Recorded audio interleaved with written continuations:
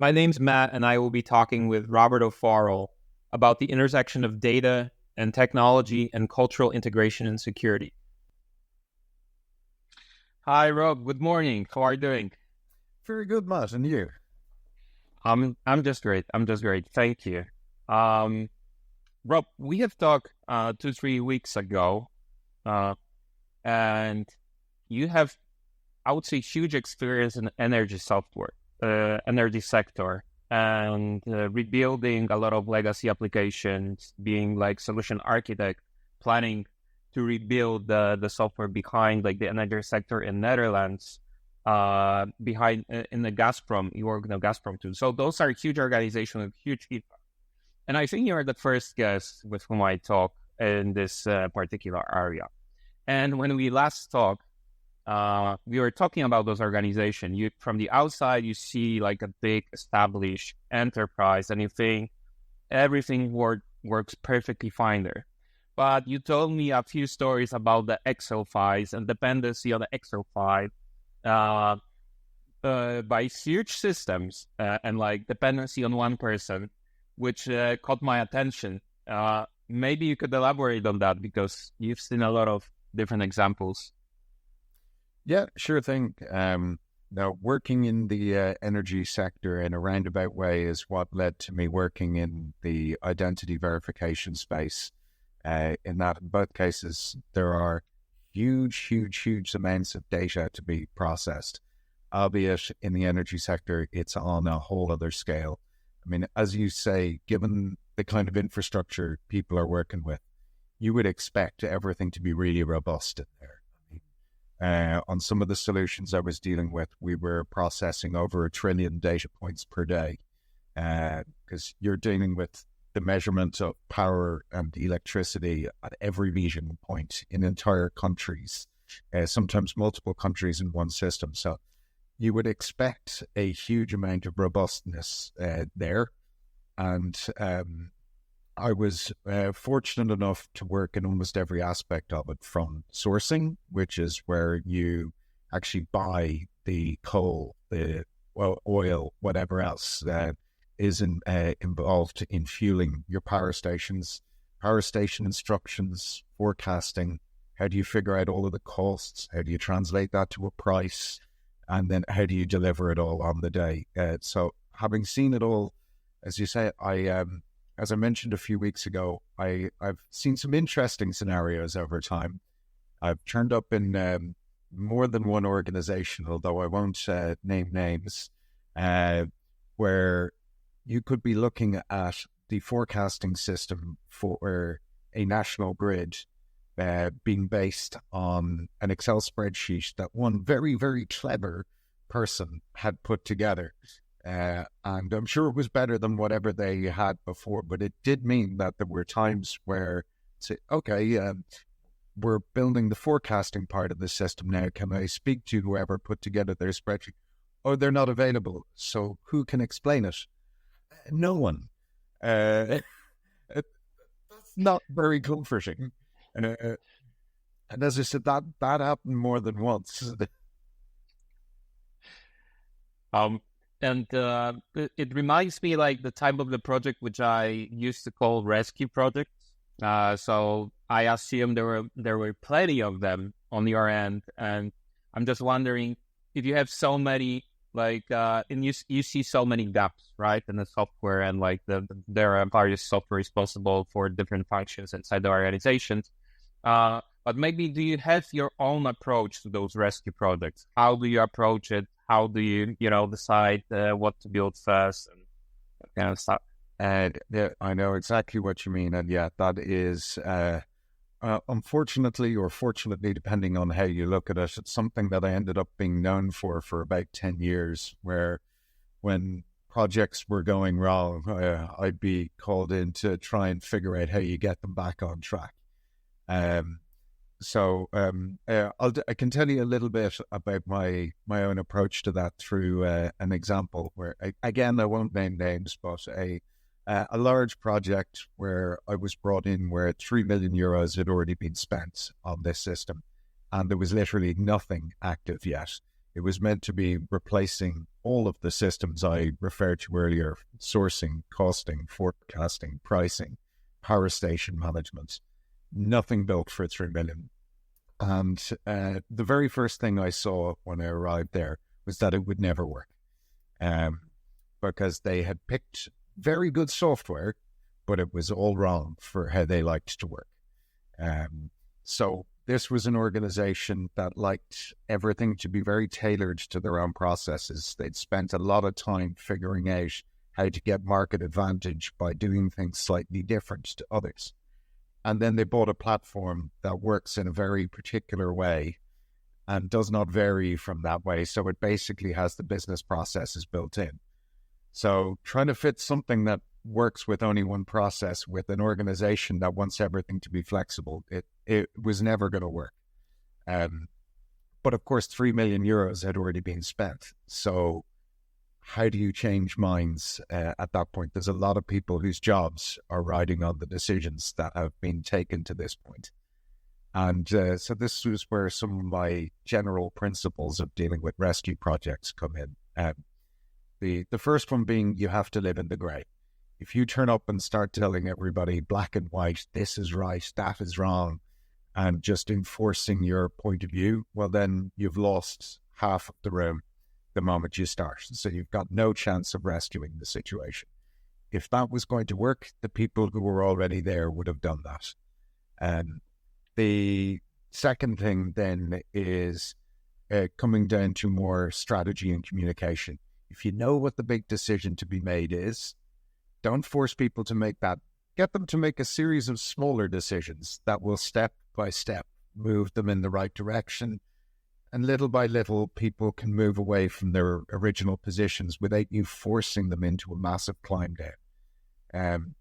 So to get there, it comes back to something that I'm always coaching my own team on.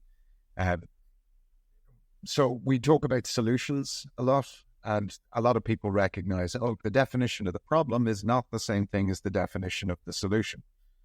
But there's another step that I think people often miss, which is once you've defined the solution, that's not the same thing as how you get there. And you can get there in much, much smaller steps. You don't just have to be impatient to get straight to the end of it.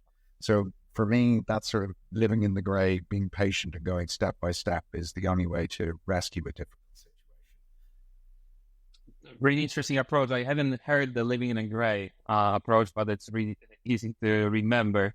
And I think it makes a lot of sense to describe this kind of approach in a really simple wording, let's say. And Carty, I know that you are passionate about the security in general. This is something that you are really into, and now you are acting as a CTO of the ID PO, and you had the impact on, let's say, how the things are being done in the organization. And from the software engineering perspective, how would you recommend, like, the previous roles or previous organizations to what you are doing now? Yeah, I know what you mean. So there's a few aspects to that, and probably the first and most important of them is cultural. Information security is not something that another team does. It's not something that you think of as an after effect, or that you can rely on other people to look over everybody's shoulder and fix. It doesn't work that way. You can't see everything everyone is doing all of the time. So you need to get everybody culturally bought in to how this is done. Now, the unfortunate side effect there is a lot of the time, if you just take the predefined processes and throw them on top of everybody and say, do this, this, this, and this, as well as your job, everybody's going to look at it and go, oh, look, I've got enough on my plate already. This is too much. So you have to have the patience to go that step further and say, no, we're not adding additional requirements onto what people do for their job. We're taking the guidance that they already have for their job and tweaking it, taking the time to sit with people and figure out, well, if we were to do what you did, what you normally do this way instead of that way, well, we'd achieve what we wanted to achieve over here. And so as a result, you can start to achieve your information security goals as a side effect of people just doing their ordinary everyday job. So that's a process that we took the time to go through in IDPAL, creating an integrated management system where it's not only what you do for your daily job, which makes it so much easier onboarding new people and gives great comfort to everybody. You know, you're not trying to remember 1,000 mistakes you made before. Instead, you have a procedure or a standard that tells you this is what you need to do. So that's very positive and freeing in and of itself. But not only did we build in the information security of ISO 27001 into that, but then we started doing the same thing for the quality management standard, ISO 9001, and the same thing for the, this is a bit of a mouthful, UKDIATF, the United Kingdom Digital Identity Attributes and Trust Framework, which is the first national standard for identity verification. So all of that is built in. So when people are doing their job, they're not sitting there going, this is what I do, and I do this for information security, and I do this for quality, and I do this for UKDIATF. They just have one standard that says, this is what you do, and everything else is satisfied as a side effect. So I tend to refer to that as living information security, if you will. But there's the second, more technological aspect, which is when we started building IDPAL, GDPR had come in, but it wasn't yet being applied. And a lot of people at the time looked at it as something that you just had to comply with after the fact. I've actually gone completely full circle on that. And instead, if the idea is to give everybody control of their own data, why not look at that as the start point of your design, which is actually the core of one of my pet projects in identity verification, self-sovereign identity. The idea that you can be the data controller of all of your own identity data, rather than there's some company that you submitted it to get a bank account. Why should they own the data? It is your data. Now, they have reasons to keep some of it, and there's subtleties to that, but in general, why should you not own your own data? So yeah, for me, those are the two key aspects of information security, both technologically and culturally, and how you can, how we have applied them in IDPAL, how you can apply them in general. And last time when we talked, you described me more how the IDPAL works, how this identity verification works, and it was really shocking to me, because like the last time when I did identity verification, like with my ID, it was on Airbnb maybe 6 years ago, or the same I did for my bank account or the card that you show in the camera, the ID, like from the both side, you show the picture, and you describe like the way how to verify how this could be tricked really easily nowadays, right? And like, how do you want to prevent it? And this is really challenging from the computer vision perspective. I mean, so maybe you could give some examples, how do you approach it? No, absolutely. So yeah, in IDPAL, our general principle is to provide real-time verification of an identity using technology, not people. Because, for example, a lot of our competitors, they'll use centers in India of a few thousand people who will see images and click yes or no. Oftentimes, by the time you've reached that stage, it's too late to detect the fraud. Because as we discussed the last day, the fraud can occur right up front. So to give a few examples of that, we need to cover one basic principle in identity verification. How do you prove who you are? Something you have, something you know, something you are. So something you have is an ID. Something you know is the more traditional stuff like name of your first pet. Something you are is a biometric like your face, your thumbprint, etc. So to stick to the case of an ID and matching your face to the ID. So I'll give you a few examples of the fraud that can occur. So the very first, and this probably, I'm covering it first, but it's probably the most cutting edge one at the moment. It's called a camera injection attack. It's where your phone or PC is fooled into thinking that it's getting an input from a camera when it's actually a virtual camera. So, for example, you can stick a USB stick into the side of a laptop, have that connect to another laptop. That laptop tells the first one, oh, by the way, I'm a camera. And then you can just give it any files you like. And the first device believes it's getting a real stream from the real world. So any photographs, any videos you have, it thinks it's getting that live. Now that we have such incredible deep fakes out there with all of the Gen AI and LLMs that have come through in the last year, it's not hard to see how that's a very easy path for a fraudster in. So that's why our first layer of protection is injection attack detection, the detecting when one of those things are in place. Then, like, I won't go exhaustively through everything because there's a lot. But at a high level, you've then got presentation attacks. So when somebody is wearing a high-resolution mask or taking a video of a video on a screen, that's called a screen recapture. Photo substitution, where somebody's got a real ID and they're just laying another picture over it, whether that be physically or digitally. I will go into the physical one for a sec because it actually explains why we have to some of the limitations of the different kinds of AI used. So you would think putting a passport photo over an ID, like I look at a photograph of that, I know immediately what's going on. That can't possibly be real.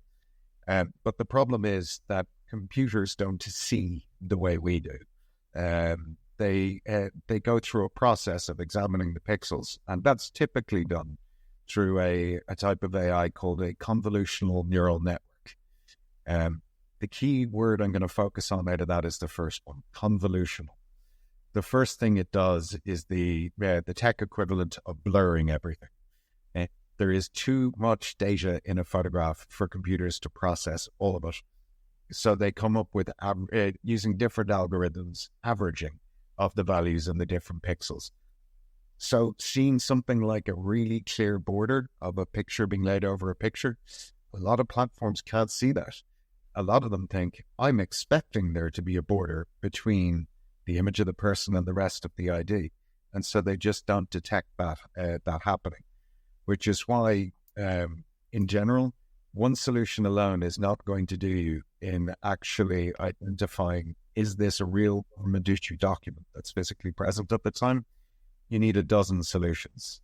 And of course, all of this is before you even touch on the actual capturing of the person, where you need liveness detection to prove you're dealing with someone who's actually present at the time.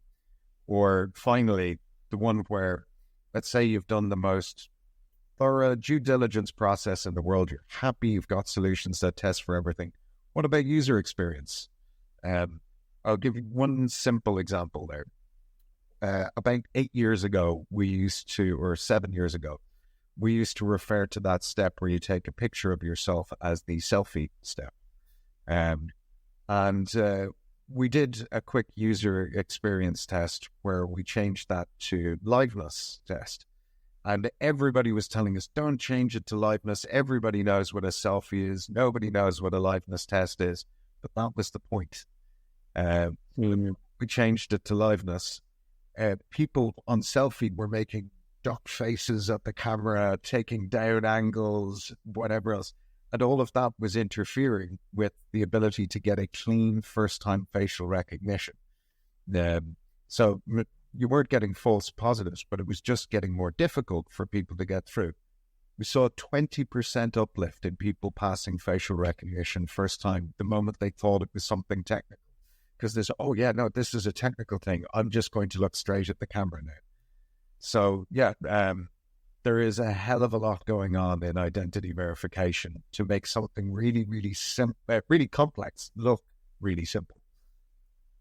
That's really interesting. The last example that you gave, I think it's like it's like when you give some kind of rules, that people always try to trick it, right? When you give some kind of system, and with that, it's like the same with the verification on a website, like CAPTCHA, right? So they change it from time to time because the people figured out how to trick it. And I think it's a great example that you gave here.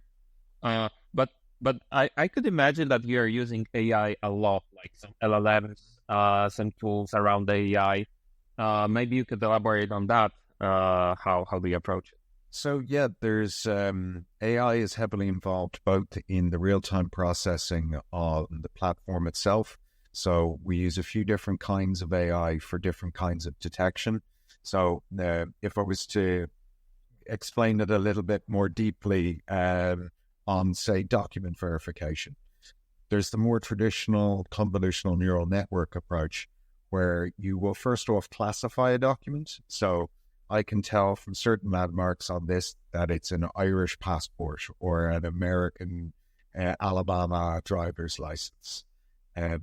Second off, you have authentication, where it's going through that neural network. You said, okay, well, I know that that particular ID has these particular security measures on it. For example, continuation patterns are one, where if you look closely at your IDs, you'll see like little dots going through them or wavy lines. And they go through all of the letters and all of the pictures on there, so that if somebody tries to doctor something on the idea is that they will accidentally break one of those continuation patterns, or they'll use a font that's slightly different. So you're checking for all of these things, the right kind of font, all of the different security measures. But what that kind of AI can't stand up to now is what LLMs and Gen AI has brought in. Some of these high fidelity fakes, it's not hard to imagine, well, if we can create something that knows about all of these security measures and can look for them, then surely you can create something that knows all of these security measures and can create something. And that's what LLMs have allowed to happen. So now you're using a few different categories of deep learning models and variations therein to detect when something has actually been generated by AI, or when there are artifacts in there to show that it's been modified from an original, all of which is layers and layers that you use on top of the camera injection. So yeah, there's a few different kinds of AI in the testing. And then, of course, if you want to keep pace at the moment, you've got to be looking out for opportunities to use AI in your own processes. I mean, there's things that used to take a couple of weeks you can do in a few hours with the assistance of LLM models now. It's just quite tricky making sure that you back the right horses there. Everybody thinks AI can do everything, and in the vast majority of use cases, it's not reliable. You find the right use case for the right problem, it's brilliant. How do you identify which ones to go after? You can't be full-time checking every single possibility. And then finally, of course, that is leading up to the challenge that everybody's going to face over the next few years, which is the new AI Act in the EU, where if you are using AI processing the data of any European citizen, doesn't matter if you're operating in Europe or not, you're going to have to comply with this. And I can tell you that I've dealt with multiple companies where their policy is we don't share our training data, we don't share insights into how we came to the decisions we came to. And that's not going to be good enough under the AI Act. So people are facing a lot of challenges to comply with that over the next couple of years. Speaking of this AI Act, on Monday I was watching the Apple conference. They're releasing like a new iPhones, and they put a lot of emphasis on the AI. And I think this is something like a fresh on the Apple side. And I see something new that in the iPhone, because the latest versions, they were not so disrupting or game changing, to be honest. But with this AI, like applicable to the images, applicable to the text, and like helping you to work on a phone, I think there is a lot of brilliant applications. But the problem that we are having in EU, it's something that you have mentioned, this AI Act. So this AI Act, and in fact, all of the regulations, they are blocking even the companies like Apple to release the features that are like game changers for the phones. So even like those huge companies, they have to deal with that, right? They do. But obviously, everybody listening to this, not everybody is going to be as boring as me and having sat down to read the AI Act. So I'll just call out a couple of the more specific challenges you're referring to. So one of the things that they've been trying to deal with is actually one of the most popular research areas in AI at the moment, which is explainability. It's one thing to come to a decision, but can you explain how the AI came to that decision? And it sounds simple. Everybody is so used to programs the way we've written them for so many years that everyone assumes the answer to that is yes. But the truth is no. If you look at GPT-2, there is a massive leap from GPT-2 to GPT-3, where in 2, it could regurgitate information that it had received. In 3, it started refactoring that information into other uses. That came purely as a result of processing huge amounts of data more, probably 10,000 times as much data. But even the people working on GPT were surprised at that jump in the intuitiveness of the responses. And nobody can fully explain how it delivers the information that it does, which is why we've all heard about hallucinations and whatnot in GPT, where they start to do crazy things like asking journalists to leave their wives because they love them. But the explainability is one aspect. The other is openness of the training data. Because if you are being asked to rely on an AI for something critical, how do you know that what it's being trained with is an unbiased base of data? And if people are able to choose whatever data they want going into it, then you've got a major problem. But here's where the balancing act comes in. Even just today, it was either today or yesterday, there was a speech in the European Commission pointing out that maybe Europe does need to look at what we're doing on regulation. There was one statistic that stood out to me that in the last 10 years, the US has produced multiple this $1 trillion companies. I think there's $5 or $6 trillion companies, while Europe has produced none in that time, and in fact has struggled to produce $100 billion companies.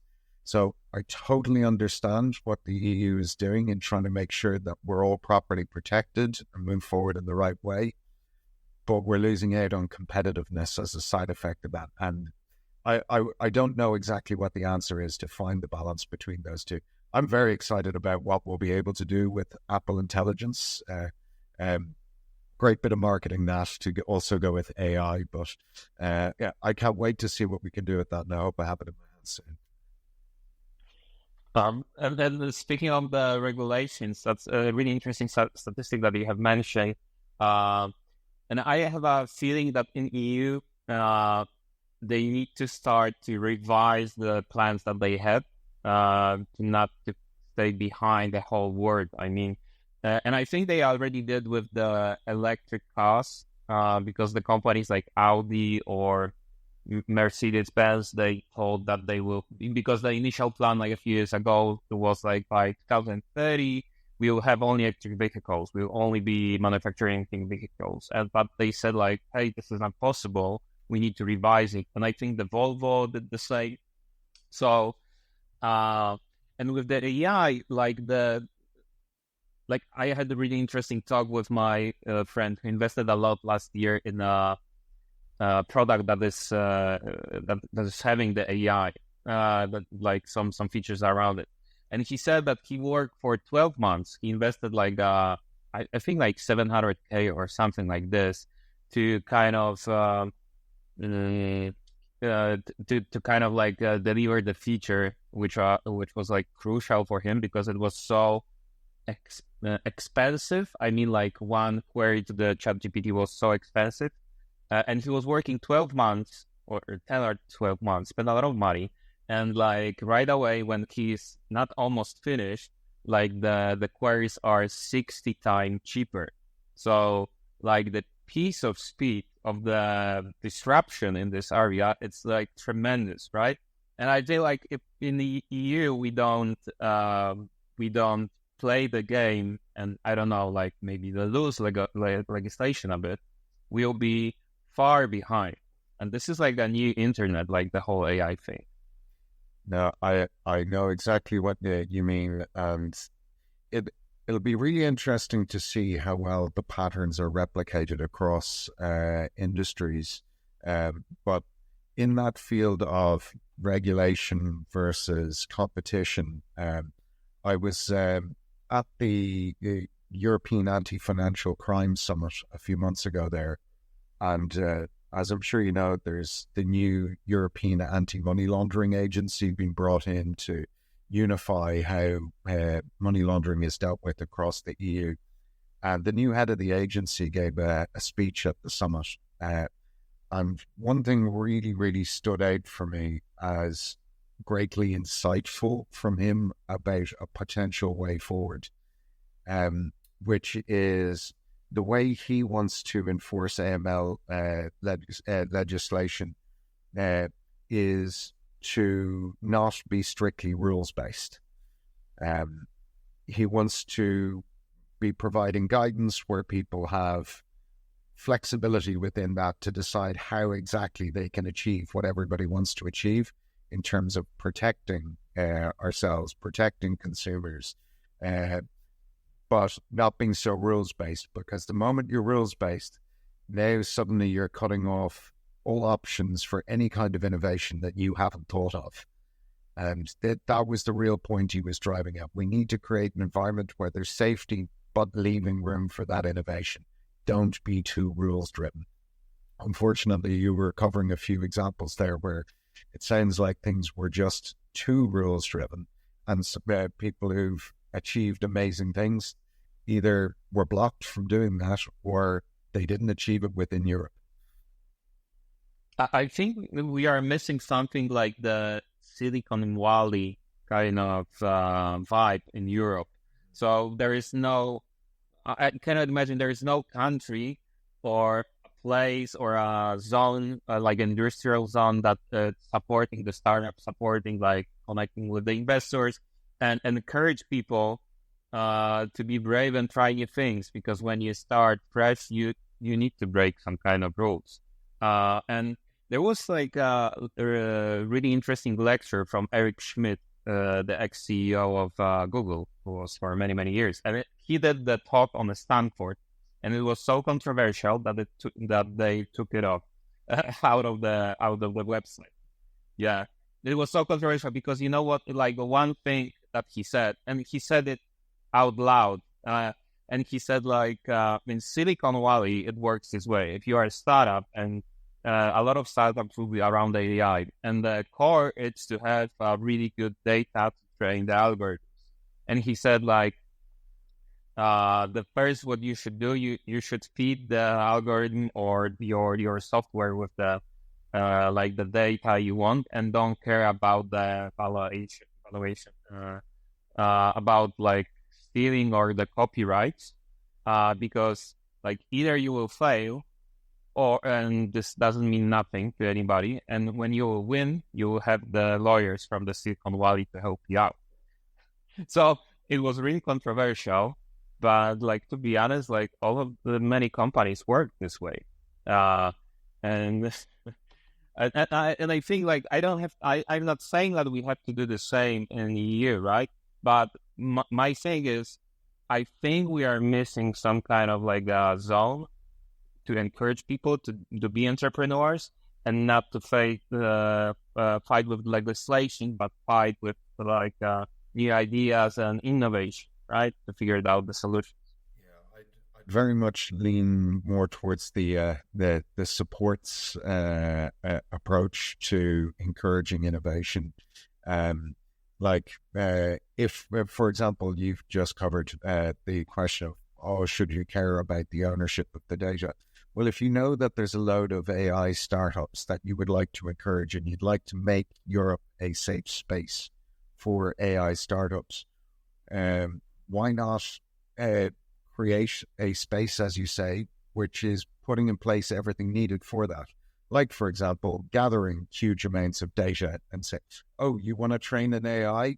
Here's a load of data where, using the resources of 100 companies, we've managed to source that you can use freely. Now go train your models. So that it doesn't have to be one or the other.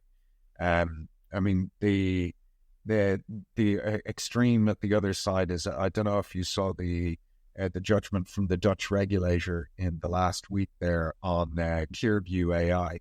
That one's been going for a few years, but basically that is a facial recognition startup where they specialize in one-to-many facial recognition. They were targeting law enforcement agencies so that, we saw a crime committed, how can we identify this person? The thing is, the way they trained it was to scrape every social media platform on the planet. Unsurprisingly, that was deemed to be incompatible with EU law. And ClearView have spent several years just saying, we're a US company, EU authorities have no jurisdiction, not engaging with any of these processes. So it's judgment after judgment against them, but they just say, yeah, it means nothing, we're not in Europe. So that's an interesting one to keep an eye on in terms of what you were talking about of, just train it and figure out the lawyer part later. Let's jump to another topic, to more of your lessons learned. Because last time when we talked, I really liked the story about the Vodafone. We were talking about the performance tuning.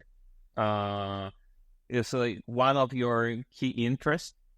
So maybe could you elaborate and repeat the story with the Vodafone? I really enjoy it.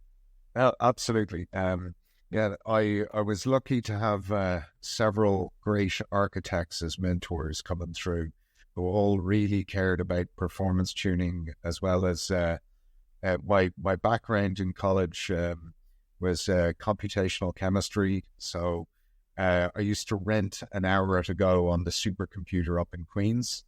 If you only got an hour once a month, you had to make sure that your program was going to get as much work done in that hour as humanly possible. So from those days, I was always obsessed with it. But the one you're referring to was at one point I was moved over to the UK again to rescue a problem project. In this particular case, there was contractual disputes and whatnot going on. And one of the things at the core of this was that the project was supposed to deliver a competitive advantage in calculating the Vodafone deal. So this will mean nothing to most people, but this was a benchmark commonly used in the utilities industry in the UK at the time. The two biggest potential customers you could get in the UK were the mining industry and Vodafone. Mining industry had about 15,000 sites. Vodafone had about 8,000 sites. So you're essentially getting 8,000 customers in one go. So really, really important to do that right. When I turned up on the project, everything, the calculation took 5 days. Now, why did it take 5 days? Well, the first thing you have to do is forecast how much energy is going to be needed in every half-hour period for the next 5 years at all 8,000 of those sites, accounting for holidays, silly things like the peak energy usage in the UK every year is the Christmas special of Coronation Street, or at least that's what it was then, because everybody turns on the kettle. So you have to predict all of these things to the half-hour level for 5 years. Then cost it. Okay, what's it going to cost us to buy the coal or the oil or the gas? What's it going to cost us to run the network? Is it then run the power stations? Well, so then how much do we price it at? Well, we need to build some risk into this. Yeah, so there's a lot of things that go from how much energy is needed to, here you go, Vodafone, here's a contract document, because it had to go that far. Here are your automatically generated contract documents with all your special terms, everything in it. The fastest in the market at the time was a competitor of this company who were able to do it in 3 days. But I had great fun with my team bringing that from 5 days down to 48 minutes. So that was my favorite bit of performance tuning ever. I know that sounds very sad to get excited like that about it, but I absolutely loved it. I just, the one thing I'd add for anybody who is ever interested in doing performance tuning, don't just start tuning. It is unbelievable how often I'll talk to developers who will just sit down and start trying to make everything faster. You could spend a year making a bit of the code faster, but if that only took up 1% of the total time, the most you could ever save was 1%. So it amazes me that it still needs to be said, but it is the most important thing. Measure first. Where is the time being spent? Then still don't go straight to tuning. So what can be done in parallel? Because again, what happens if 90% of that work can actually be broken down into 1,000 tiny pieces that can be done in parallel? In this particular case, I found that 70% of the work could be done with 8,000 parallel processes. Now, it wasn't actually all in parallel. So we worked out various ways of saying, right, we can be doing up to 50 of them at once. Some of them will be done in seconds. Some of them will take 5 minutes. But every time there's another slot to do another one, keep filling those gaps. So the vast majority of the saving wasn't any particular clever tuning exercise. It was just figuring out what could be done in parallel. Amazing story. And I think it's a great lessons learned, especially like from such a huge example, such a huge case study. I mean, and the last question that I have, and I'm asking all of my guests, is were there any books or maybe resources, conferences that has been particularly helpful to you as a tech leader, and like they were eye-opening for you? Like, yeah, for sure. And I'm just thinking to myself, any of my team that listen to this will probably be rolling their eyes to hear the names of these books yet again. But I still love them. So the vast majority of what I go to, there's only one that's actually technical, and I go to it because it's really, really short, and it'll give anybody a great start point on how to view architecture. It's called A Software Architecture Primer by Riki and McAdam. It's a like tiny little book. I love going to that all the time. But the vast majority of it, I think we need to bear in mind that technology is not about the technology itself when it comes to delivery. How do you make that solution meet the real world? How do you get from an idea to the real world? So my real favorites are Thinking Strategically by Dixit and Delboff. If you ever want to laugh, I know that sounds funny, but it's brilliant. They're two game theory guys from Princeton and Yale, and they decided to write down all of the key game theory strategies and then try them in the real world. So, for example, one of them got into a taxi in Tokyo, agreed a price with the driver, got to their destination, and then tried to pay the driver half what they agreed. And their theory was based on something called the ice cream pie. Even if the deal is unfair, if the alternative is you get nothing because it'll all melt away, then you'll accept the deal. Except if you reach an intransigent negotiator, which this guy was, he locked the door, drove back to the airport, threw your man's bags out, and told the whole taxi queue not to take him. That one is brilliant. And then the final one I'll leave you with is Persuasion by James Borg. which I love because it goes through all of the theories of persuasion from Aristotle in 400 BC up to modern theories on how you can measure that when people are in a heightened emotional state to recognize the point at which to ask somebody to make a decision. So the combination of those things, know what you're doing, understand how you're going to approach it, and then know the right time to ask to make a decision. That's why they're my favorites. No, thank you so much, Rob, for all the recommendations. I need to read the book about the game theory, like from the two guys who studied game theory. I think that sounds really interesting. And thank you so much for all the interesting stories. I really appreciate it. I think it will be a really interesting episode for our listeners here. Oh, thank you very much for having me on. I've really enjoyed it. Follow Matt on LinkedIn and subscribe to the Better Tech Leadership newsletter.